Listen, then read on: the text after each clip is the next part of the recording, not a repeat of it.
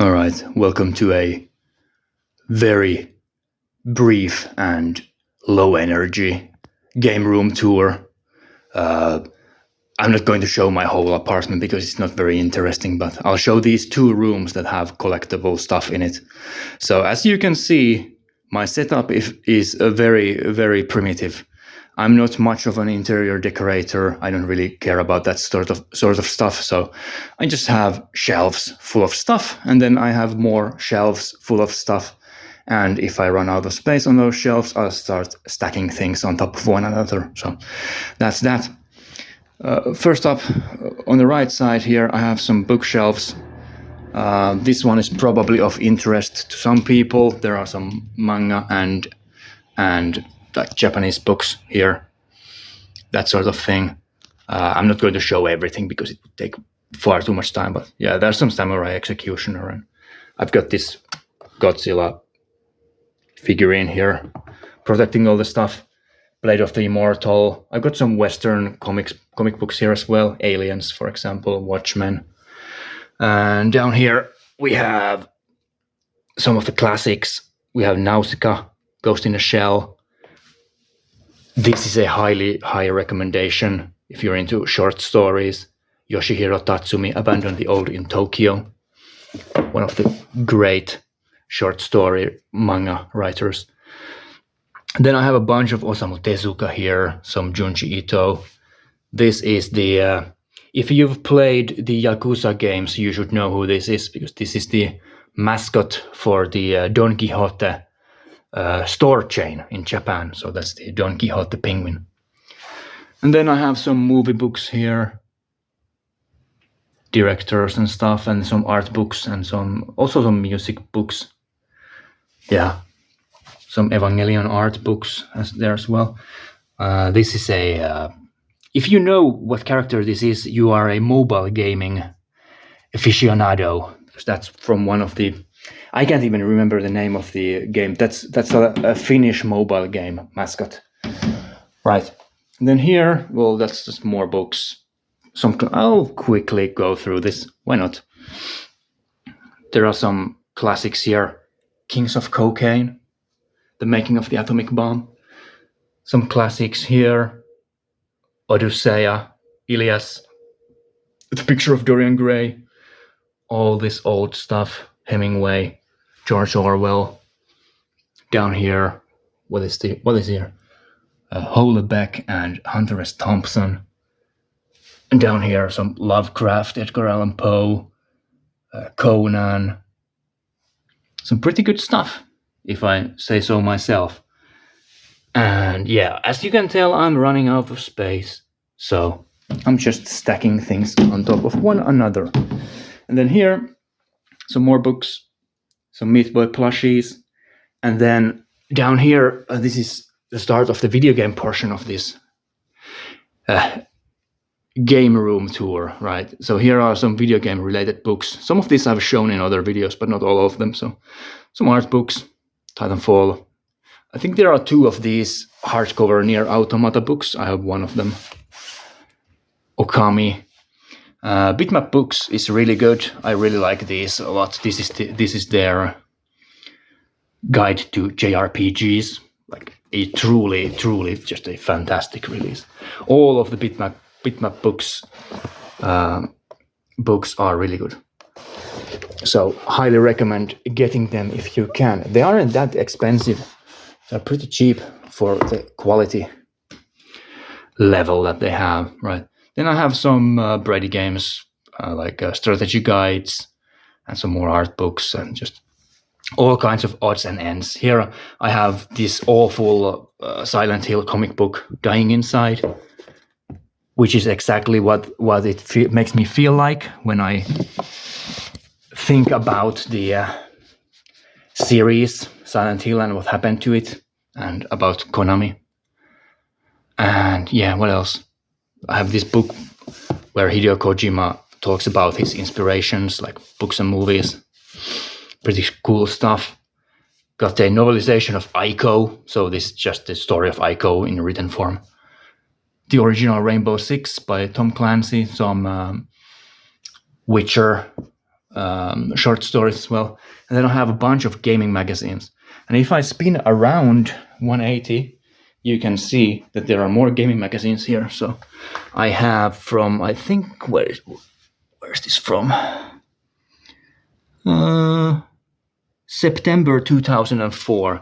So from September 2004 onward, I have all the gaming magazines for this Pelaajalehti. And then here I have some Blu-ray movies. So just all kinds of movies that I've watched. So this is all the stuff that I've watched. In the other room I have stuff that's in my backlog, but yeah, just all kinds of movies just thrown in there. I'll quickly skim through them.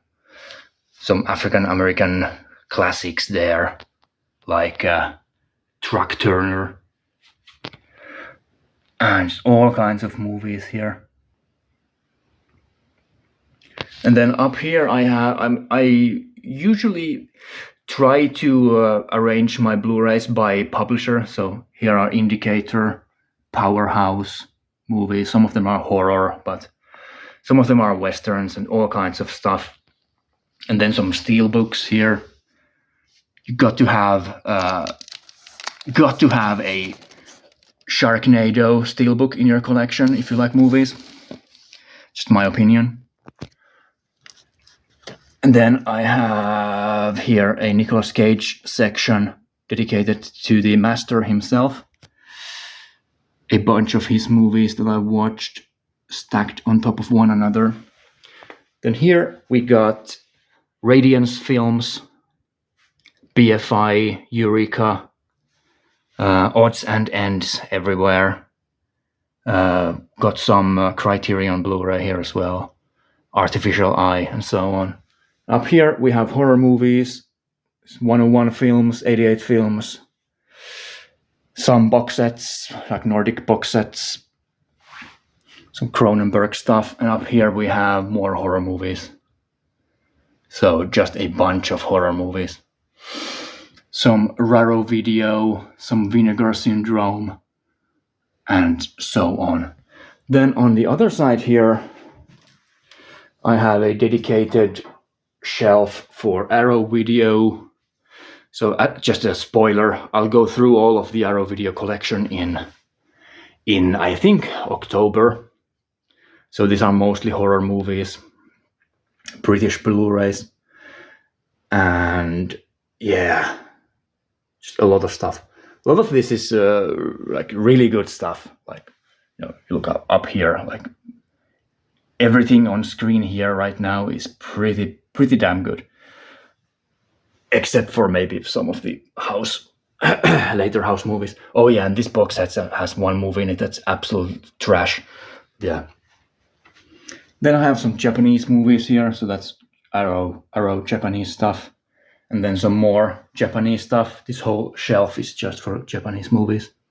That's Radiance, Arrow, some BFI, Third Window, Eureka, Criterion. All these great publishers that put out these Blu-rays.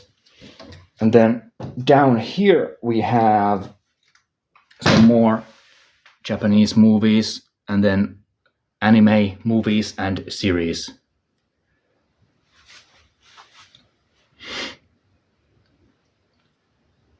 I don't have that many anime Blu-rays because they're quite expensive, but I do have most of the ones that I like the best, like the Ghost in a Shell stuff and Pat Labor and Akira, Serial Experiments, Lane, some of the Ghibli stuff. I'm missing quite a few of the Ghibli movies, but I've seen all of them. And then down here we have the other parts of Asia. So there's South Korea, China, Taiwan, Hong Kong, all of those regions are down here. And then I have just a random collection, just stuff that I've thrown here because there isn't room for it anywhere else. A Berserk DVD box set. And a picture of Nicolas Cage framed, because why not? So yeah, that's the Blu-ray stuff. Now, here I have my secondary TV. Now, why have I kept this old piece of junk? Well, because it has all of the it has everything you need for playing PS2, PS1, GameCube. I can even hook up an NES to this machine. It works somewhat well. So I don't need any adapters to play the old consoles because I've kept this television that I can just hook everything up to just directly. So that's why I've kept it. It's not the best, definitely not. It does, I think it is 180i or 180p HD maybe, but it's really old. Yeah, I just keep it as a backup, and when I need to play something old and don't have the adapters for it. Now in this room, like this is the main game room. Got my PC here. Don't ask me about the specs. I don't know, and I don't really care. I'm a huge fan of the Razer Death Adder, the original mouse, and I'm still using a Death Adder. Even now that it's not very good anymore, really. There are many better mouses out there, or mice out there, but I'm just stuck in the past, so I use this. It's almost broken, but I still use it. Right, and then here I have the PS5 and the PS4, 3, and 2, and some controllers and a television that is a Philips something, I don't remember. It's really old. It's not a 4K television or anything like that, so not really anything I'd recommend getting for yourself, but it has served me well for years and years and years, so I've just kept it. I don't really care about the tech side of gaming that much, so the televisions and the consoles themselves, not really my thing. I'm more about the games. So yeah, let's turn around. Got some chairs, very comfortable. And then here I have all of the games. So on this shelf, alphabetized, I have all of the PS4 games that I've played and completed. So that's like, around 300 games. I'm not going to go through these again because all of these games I've talked about in videos before. So if you want to know more about an individual game or see in more detail what all this stuff is, I have videos where I go through all of them. So yeah, there's the standard PS4 stuff. And then here I have the limited editions and collector's editions.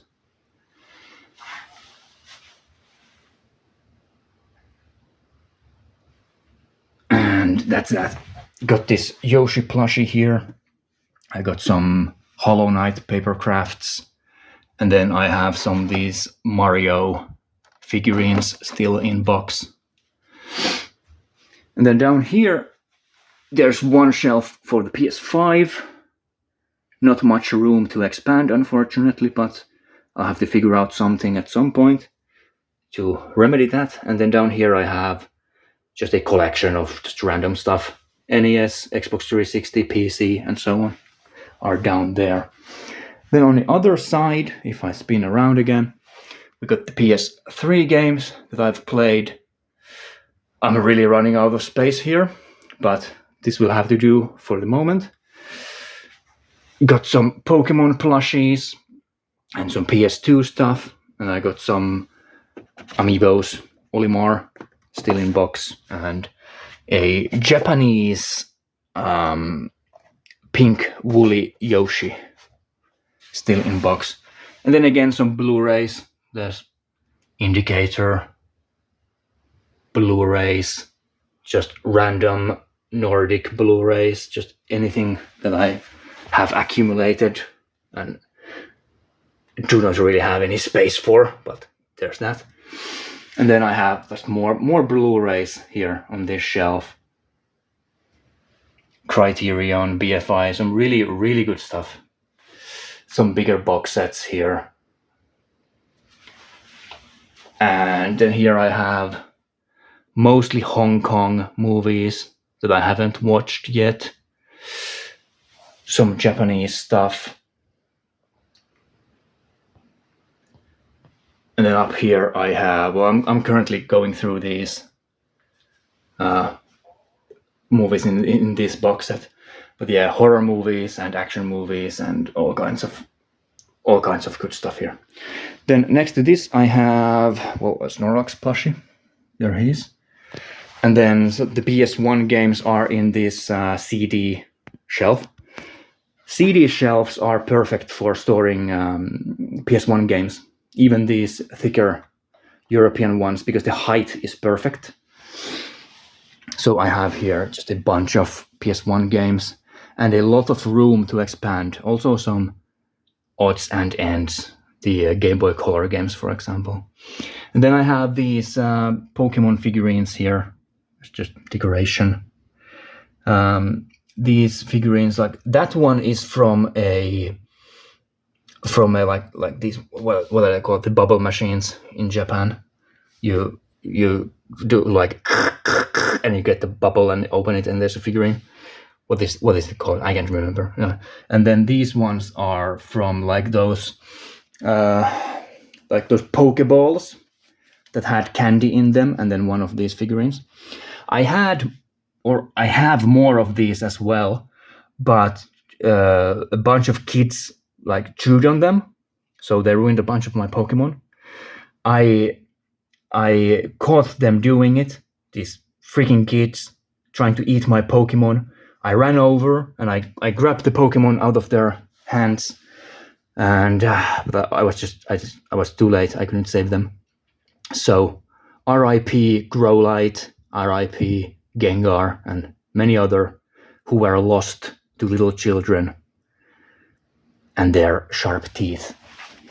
Right. And then here is a closet that houses all the other stuff that I have. So welcome to my closet. There's some Blu-ray. There are some PS1 games there behind, like all the PS1 games that I went through in the PS1 collection that are not on the shelf that I just showed are there behind those Blu-rays. Then I got the PS4 here. There's a bunch of the stuff that I went through in the latest collection update are here. There's some PS5 stuff up there. I have a duplicate Olimar sitting there, dying in his eternal cage. And yeah, some more PS4 games. There's the PS4 VR games that I have. The PS VR system is up here. Got the Valkyria Chronicles 4 with a dust cover sitting there on top. A bunch of empty like cardboard boxes from Special Reserve Games, Limited Run Games, all these companies. Yeah, more PS4 stuff, PS3 stuff. All of this is pretty much alphabetized, but not perfectly, because it's very difficult to keep up with this amount of stuff that I have. PSP, PS2 here, some more Blu-rays. And down here I have the Nintendo stuff, Xbox 360, and some more Blu-ray. Yeah! And down here I have boxes full of stuff. So for example here I have a triple stack of Blu-ray movies. Some of them are awful, some of them are pretty good. Like, I mean, why do I have a copy of Ice Cube's Fist Fight? I don't know. Why not? It's probably not that good. But there's also a classic movie here, Flipper. Much better. Got the Beverly Hills Cop 3-movie collection as well. So a collection of, let's just say, a grab bag of good and bad stuff. And then I have, again, a spoiler. I'll go through my Arrow movies. I have a box here that doesn't fit anywhere else. So there's more Arrow stuff here. Yeah. So there's that. A lot of stuff here in the closet. So yeah, that's basically my game room. Now, it's not very impressive in terms of decorating. I don't really care. When I watch these game room tours on YouTube, I see all the people who have like all these neon lights, like bright pink and purple and red lights everywhere, and I just don't really like that style. I think I prefer this more neutral and naturalistic look. White shelves, white walls, everything is nice and clean. Looks pretty slick. Like if I put like red and purple lights here, I think the whole place would look like a sex dungeon, and I really don't like that look at all. So yeah, so there's that. Hope you enjoyed seeing all of my stuff in its full glory. All of these lifeless shelves. Yeah. Thanks for watching, and see you again at some point, probably for some other video. I don't know. Bye.